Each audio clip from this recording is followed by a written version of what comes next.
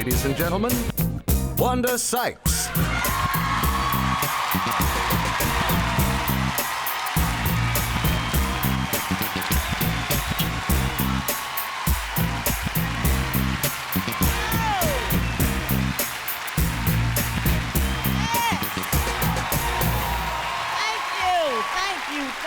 Thank you. How you doing, New York? All right. Good to be here. I'm so excited about this. Got my special. Got a show coming out. My own sitcom coming out, and I'm really excited about it because it's an idea that I came up with. And before you get to do a show that you want to do, you got to listen to all they bad ideas, and they had a lot of bad ideas. My agent would call me and she's like, Wanda, you don't even want to hear this. I was like, no, tell me, what is it? She's like, all right.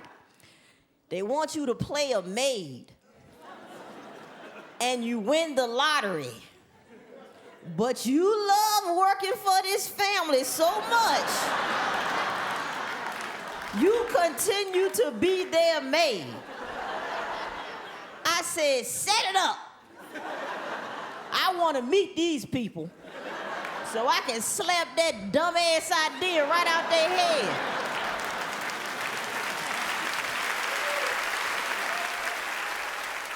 What makes you think people want to work for you like that? That's ridiculous. I'm gonna tell you right now, if somebody walked in here and told me I just won the lottery, I would walk out in the middle of this joke.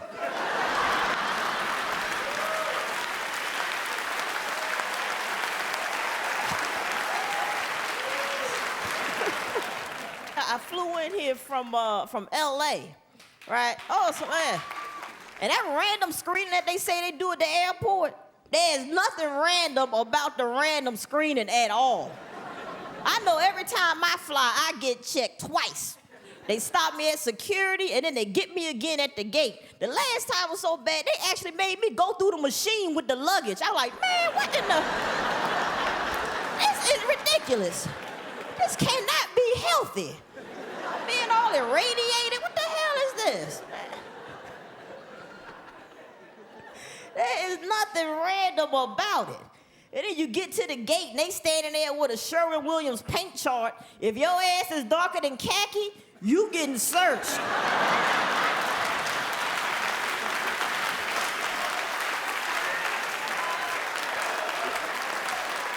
I've been searched so much, I said to hell with luggage. Now I just put all my stuff on a hanger. This is all I got, y'all. That's it, y'all see? 2-3 pair of drawers, that's it.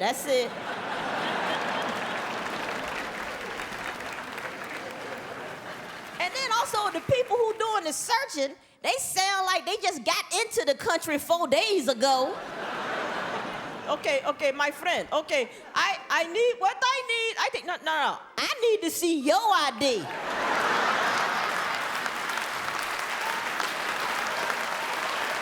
The hell you from? So the thing is now, everybody wants to know, what did the president know before 9/11? What did Bush know before 9/11? What did he know? And I'm like, he didn't know a damn thing. Remember, he didn't get smart until after 9/11.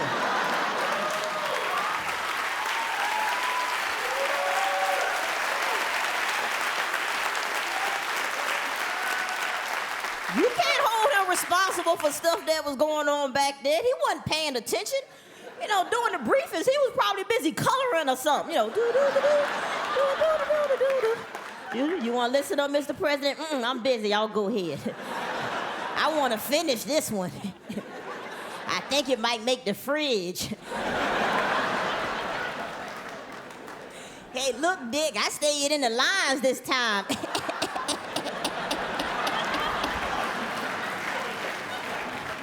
President needs a new laugh. President shouldn't laugh like a villain. Damn. The man laughed like he just tied somebody to the railroad tracks. What the hell?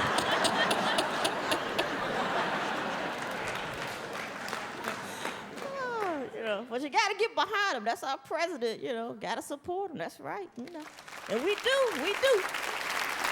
The man has a 70% approval rating, which makes sense to me because he's pretty much done everything I expected him to do. The economy's in the toilet, we're at war, and everything's on fire.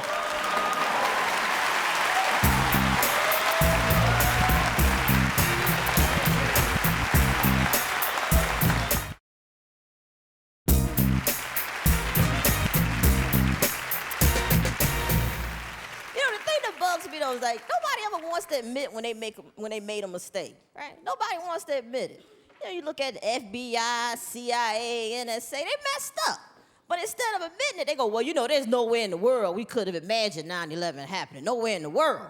You know, then later on we find out all these damn memos came out, you know, highly trained FBI agent wrote the memo. I think this dude wants to fly a plane into the World Trade Center. Well, they're like, well, there's nowhere in the world we could have predicted that. Yeah, I can understand if Miss Cleo wrote the memo.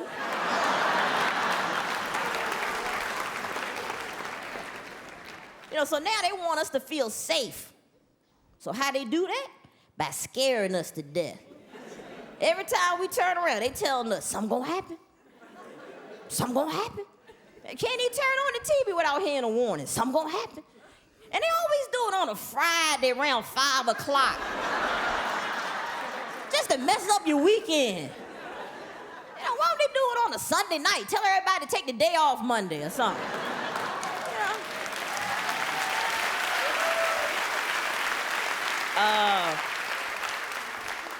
Yeah, I ain't coming in today.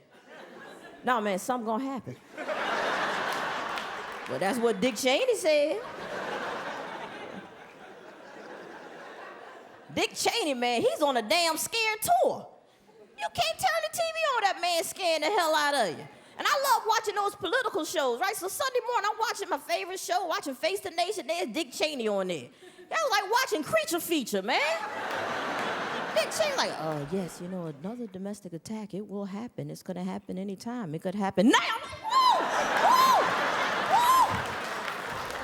My cereal went flying up in the air. I got Fruit Loops all on my wall.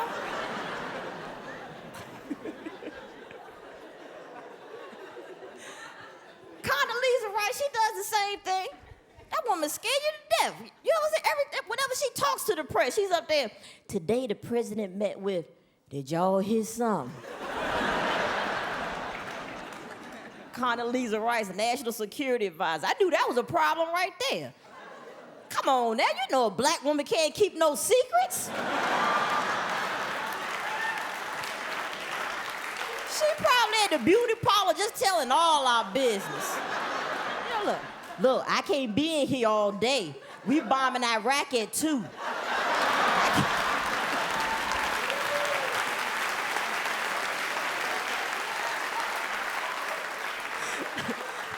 Just give me a quick pedicure. I want a little cute. We put our foot up Saddam's ass.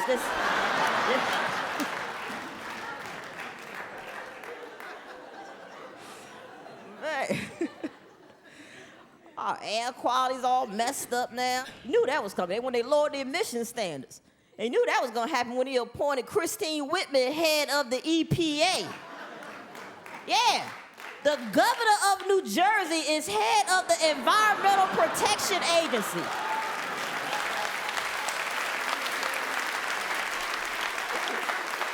Do you know how dirty New Jersey is?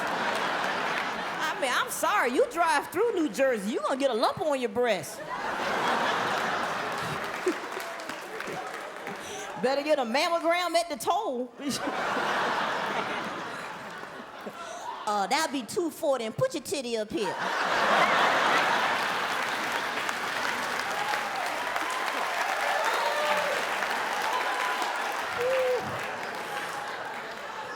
Okay, you all right, go ahead.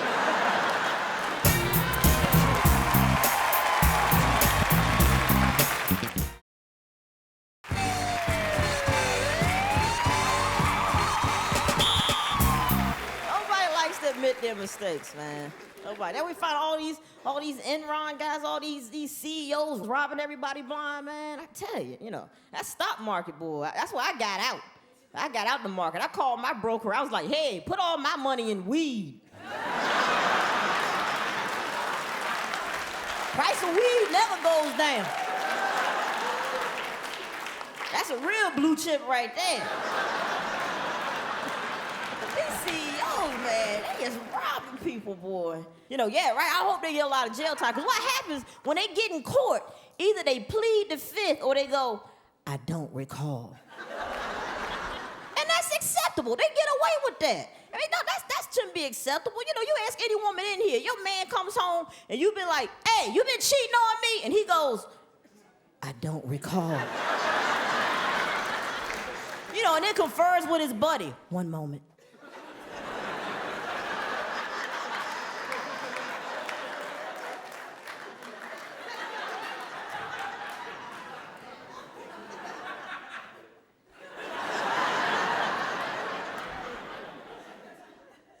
No comment. Shoot.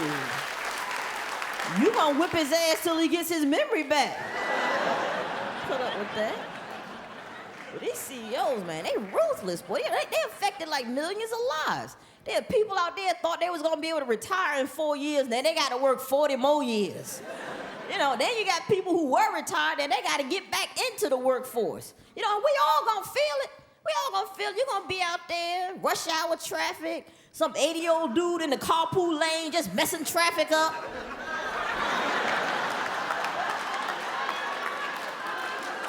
You bastards! That's supposed to be fishing!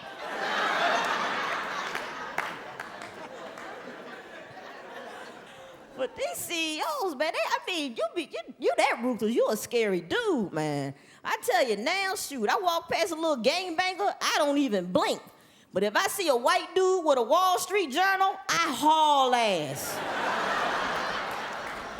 Shoot, before I walk past the Arthur Anderson building, I cut through the projects. Cutting through the projects, you might just lose what you have on you that day. I ain't never been mugged of my future.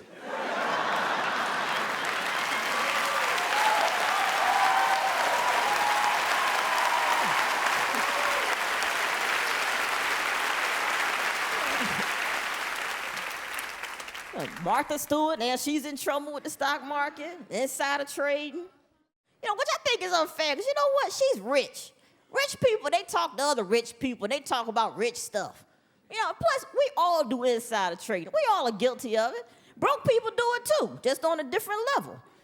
I have cousins who work at Walmart. They always calling me. Girl, don't buy that today.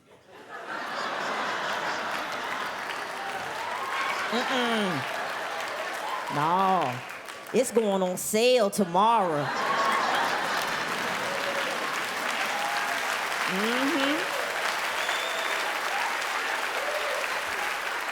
Yeah, 2 for 1, 2 for 1. It's gonna split, yeah.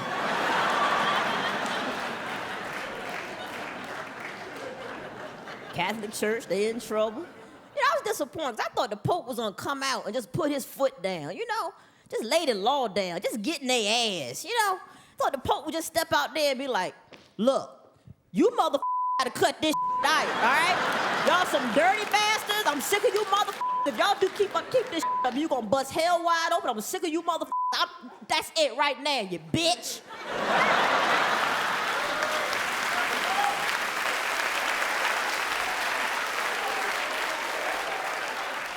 And he should use those exact words.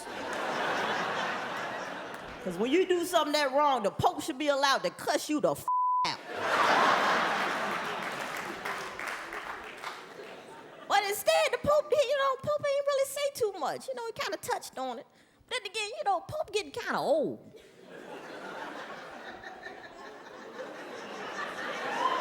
All right, who we fooling? The Pope is old, y'all. The Pope is old. It's time to start thinking about putting the Pope in an old Pope's home. I'm sorry. The Pope. And then the man, he can't even stand up straight. The Pope all doubled over. And then they put that big old heavy hat on his head and all those heavy robes and stuff. Lighten the man's load up. Give him a little Burger King cap or something. Help him out. You know? Help the Pope out. Instead of all those heavy robes, give him a pair of pajamas. Let him wear a little tank top and some shorts or something. You know? Give him some house shoes or something. Help the man out.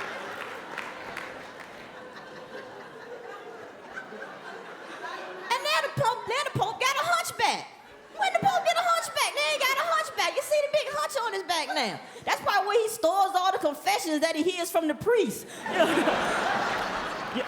You did what? Lord, please shut up. Y'all are killing me. I can't hear no more my hunch.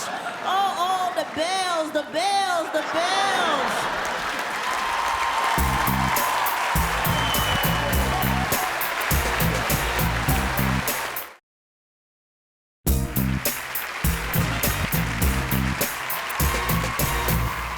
So I've been out in LA a lot, you know.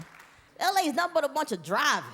And I hate all that damn driving, because it interferes with my drinking.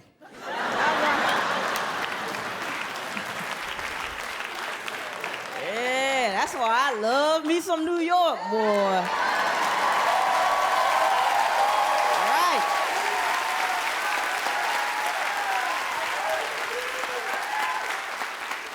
We get towed up in New York. New York, we have all those beautiful, lovely cabs and stuff. Oh, I love that, man. I tell you, $5 in your pocket, pin your address to your collar. Woo! You get home. You can just, all you do is to get that cab, man. I know here in New York, I'm at the bar drinking, bartender comes over. Can I get you another one? Oh, hold on, let me see.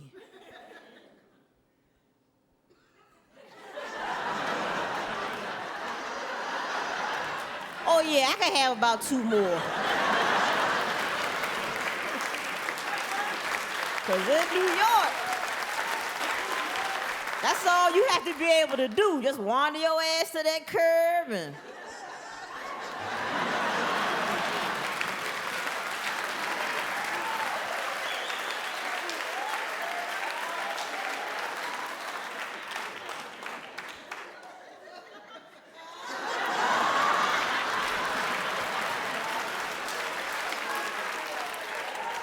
home, man.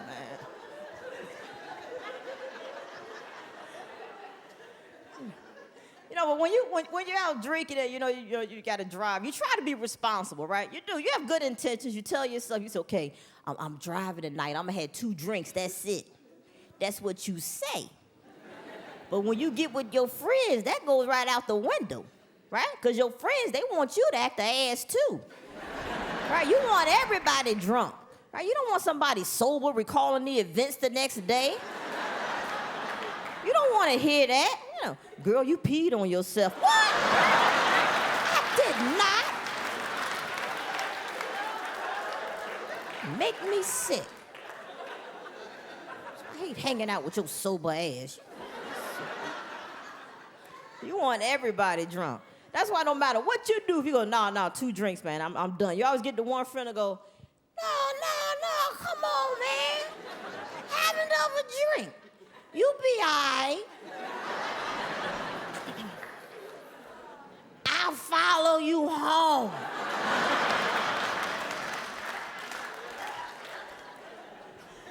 And we all fall for that for some reason, right? I never understood the logic behind that exactly. It's like, okay, I'm gonna get my drunk ass in my car, and you gonna get your drunk ass in your car, and we gonna have this drunk caravan just fly down the highway. How does having a drunk behind you improve your driving? Only thing that's good for is like, so when you crash, your drunk friend will be there to tell the cops what happened. That's all. You're like, ooh, officer, I saw the whole thing. It was tragic. Okay, this what happened, right? Can you get the light out my office? Well, okay. This what happened. Now, you see how the road go like this?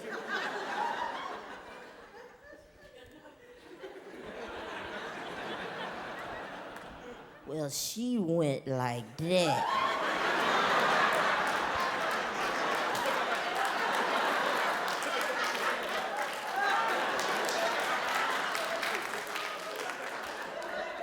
I was following her until she hit that tree. And then I said, well, Maybe she live in the woods.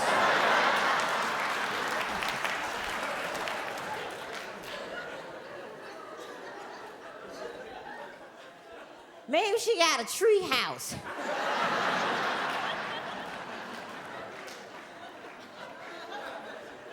Oh, okay.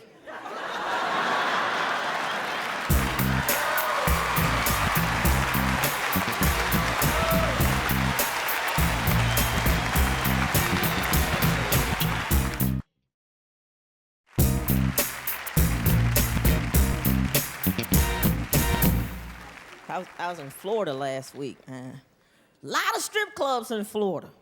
Good grief. Everyone they closed in New York, they moved to Florida. I mean, Florida got so many strip clubs. I mean, they need to change their state flag to just a brass pole. You know, Florida.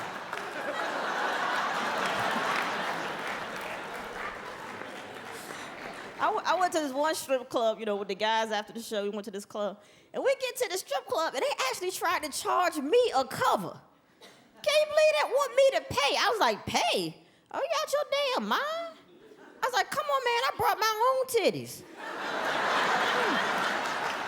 You expect me to pay to see titties? Shoot. I can see titties for free all day if I want to. Yeah, I can even play with them. Can you do that now? I ain't think so. Oh, come on, BYOT, man. I ain't gonna lie to y'all. Once I got inside and saw those triple G's and stuff, I went back and paid. I was like, oh, I get it now. I see. Yeah, these are professional titties in here.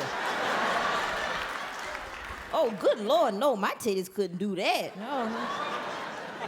Yeah, I guess if your titties bigger than your head, then yeah, you should be able to pay some bills with that.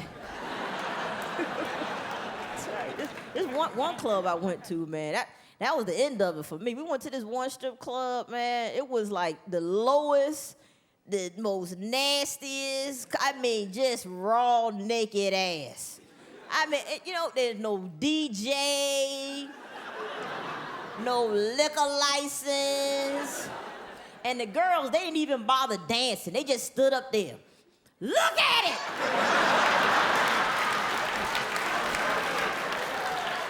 Is this what you want, huh? Look at it! I was like, oh my God, I got to get up out of here. I'm trying to sneak out. You know? But the guys, they were just sitting there looking at it.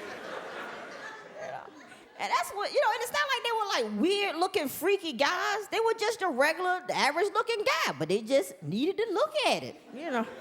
And that's when I had a whole new respect for men. I was like, boy, because that must be really hard being a man. You know, had that thing up in your head, messing with you all the time. You know, how do you get any work done? How do y'all hold down jobs, man? You know, you at work minding your business and all of a sudden that thing just kicks in. Let's go look at it.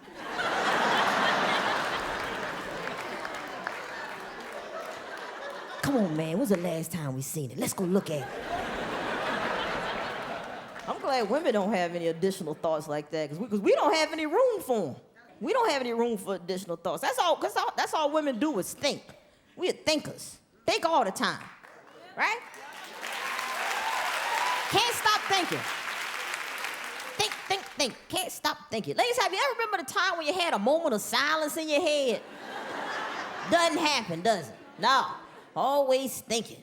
Sometimes you can't even sleep because you won't shut the hell up. You in the bed and your mind is just racing about nothing. Just, I need to talk to her tomorrow because I didn't like the way she spoke to me today. And I'm not going to have this uncomfortable thing going on between us. Did I lock the door? I should have bought those shoes. Where's my high school yearbook? Ooh, what you gonna have for lunch tomorrow? I don't know. Why you think about lunch? You need to have a good breakfast. That's what I'm gonna do. I'm gonna start every morning with a good breakfast. Maybe I'll start that low-carb diet. That seems to be working for a lot of people. What was my third-grade English teacher's name? What was her name? Miss Jones, Miss Jenkins. Woo, it's late. I need to be asleep. What the hell am I doing up? I don't know. Let me think about it.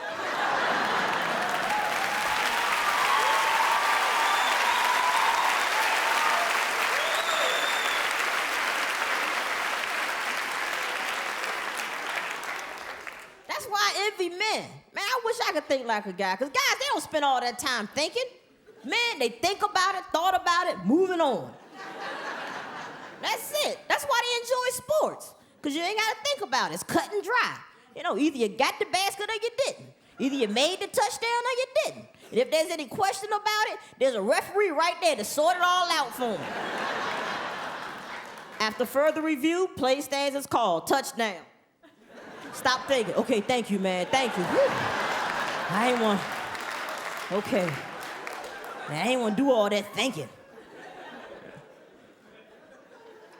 For women, we think all the time, talk all the time, but it's so hard for us to articulate exactly what we want, what we mean, how we feel. You know, hard for us to be direct, because if we do, we run the risk of being called a bitch.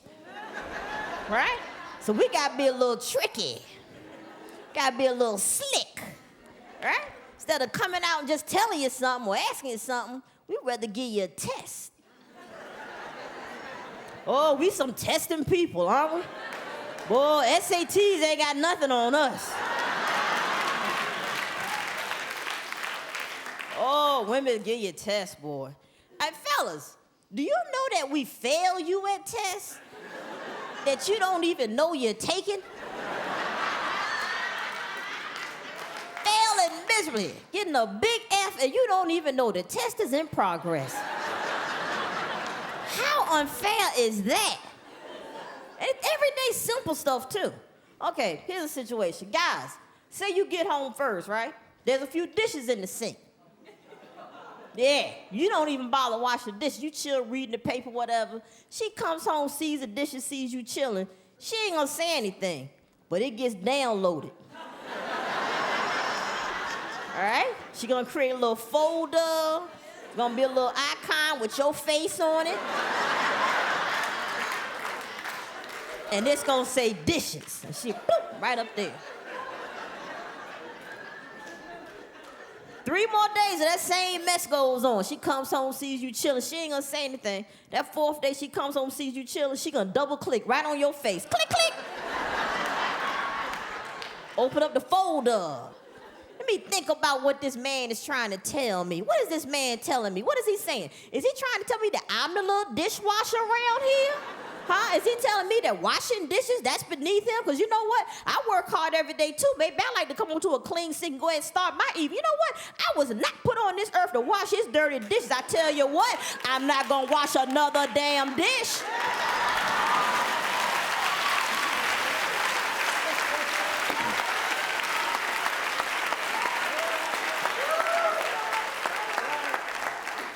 And I'm gonna see how long he's gonna let these dishes pile up before he'll wash them. 3 weeks goes by. Now she's so pissed she can't even see straight.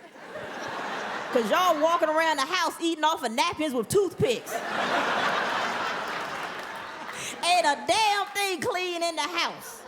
And fellas, you don't care. Cause you like, shoot, this how I lived before I met your ass.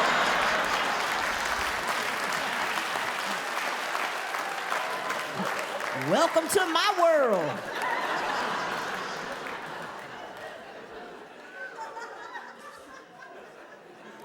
Oh, but it doesn't end there, does it? Oh, no, You just at the gates of hell right now, fellas. You ain't in the fire yet. No, because we're women. Something that we're pissed about in the kitchen is gonna walk its way right down the hallway into your bedroom. And guys, you don't know. You have no idea. So you get in the bed trying to be all intimate, trying to get a little something going, you know, doing your little poking thing there.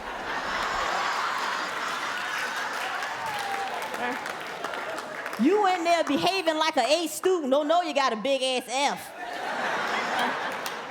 You in there poking, and she just snaps on your ass. Just.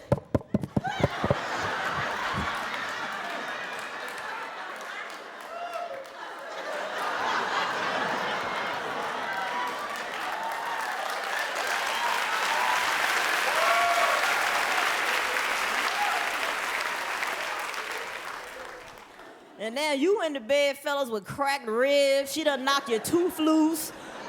And you like, what the hell is your problem? What's wrong with you? What? What is my problem? What's my problem? You just all Mr. Energy tonight, huh? Oh, you just bubbling with energy. You in here rubbing on me and touching my ass, but you can't wash a damn glass? Why don't I go sit in the dish rack, see if you notice me then, huh?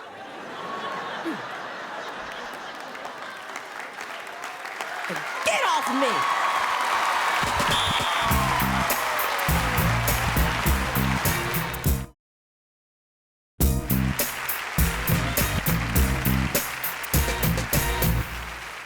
You know what? I think marriage is an institution for raising children. That's about it. I don't see the other perks myself. That's the only reason to get married. Well, unless you're sickly. If you're sickly, then, get married, have somebody take care of your sick ass, Other than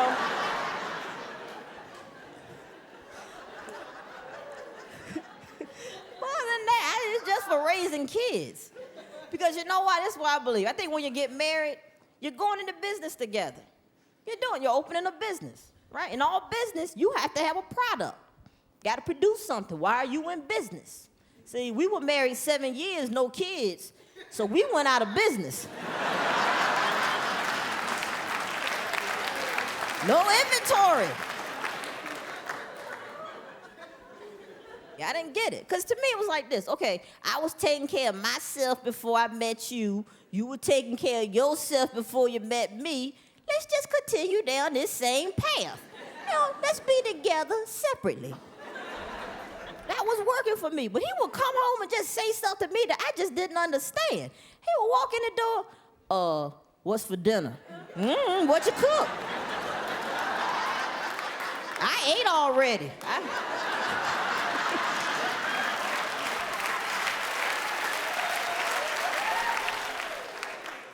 would actually say stuff like that. He actually said this one time, I'm all out of clean underwear. Ooh, you need to wash. I did my laundry yesterday. I got a drawer full of clean panties. Look at that. You welcome to borrow a pair to tide you over if you like.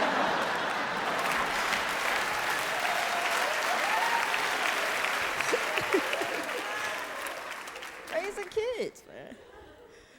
And I get asked that a lot too. People say, well, don't you regret not having kids? And I go, not really. And then if they keep asking, I always say this, well, maybe one day I'll adopt. But I don't mean that. I don't. It's just something I say to make me sound like a nicer person. That's all. I don't mean that. I guess the whole thing with kids, too, I don't really think about not having kids because I don't hear the clock ticking. To me, the clock stopped at 26. Yeah, this whole aging process is messing with me, man. Because I still feel and think the same way I did when I was 26. So I feel 26. Especially after I have a few drinks. Oh, boy, then it really kicks in. Right? Because, boy, you have a few drinks, boy, you feel sexy, don't you? I'm saying, I knew I was 26. I don't know what that line-ass calendar was talking about. I'm 26, right? Because you feel sexy when you drink, don't you? Woo, you feel sexy when you drink. You're drinking, feeling sexy, at the bar talking trash. Then you go to the ladies' room and you check yourself out in the mirror. You're like, God dang. You was a sexy bitch.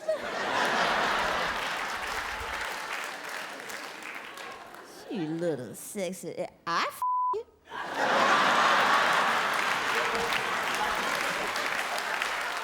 Ooh, you hot. Feel sexy, man. Me and four of my girlfriends, we went down to South Beach, man, hanging out in Miami on South Beach, drinking, all our little thong bikinis on, letting it all hang out, feeling sexy, feeling 26. Until some real 26-year-olds walk by.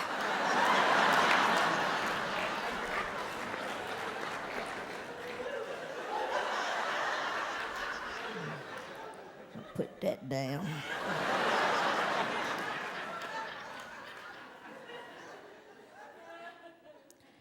pass me my sarong. Got windy out here, didn't it? Yeah, a little 26-year-old wind just whipped right through here, didn't it?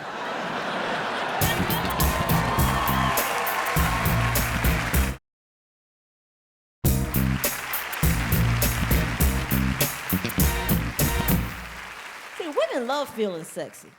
Women love feeling sexy. Men like having sex. There's a big difference. See, men don't understand the feeling sexy and not having sex. That don't make any sense to them. They're like, okay, wait a minute. Okay, you feel sexy, but you don't want to have sex.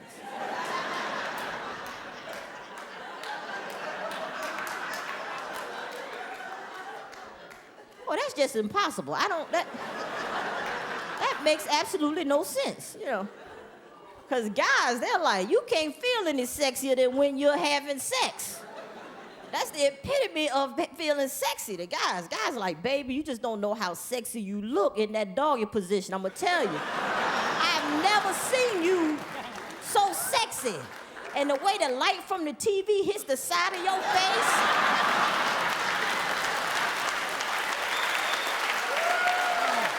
Baby. So sexy.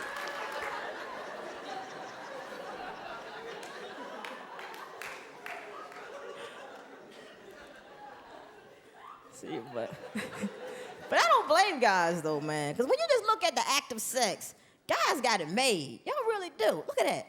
Every time you have sex, man, you're gonna complete the act every time. Look at that. For guys, sex is like going to a restaurant, and no matter what you order off that menu, you walk out of there going, damn, that was good. Woo! What in the hell did he? Oh, she put something special on that. Good. Oh, my compliments to the chef. Good Lord, that was tasty. I want to eat 3-4 times a day. I love this. See, but women, it don't work like that for us. You know, for women, you know, we go to the restaurant, you know, you order something. Sometimes it's good.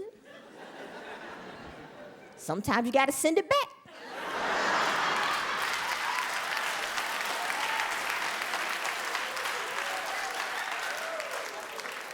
Sometimes you might get food poisoning.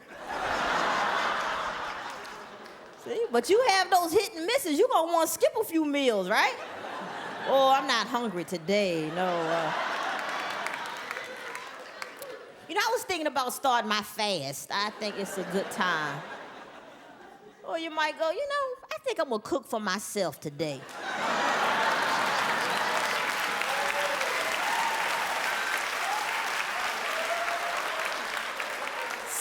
About the way I cook, it's always filling. I mean, my cooking sticks to your ribs. Just love the way I cook. And you know what? I'm a fast cook. I'm gonna tell you. I can whip them up. Time it takes you to do one meal, I can make 3.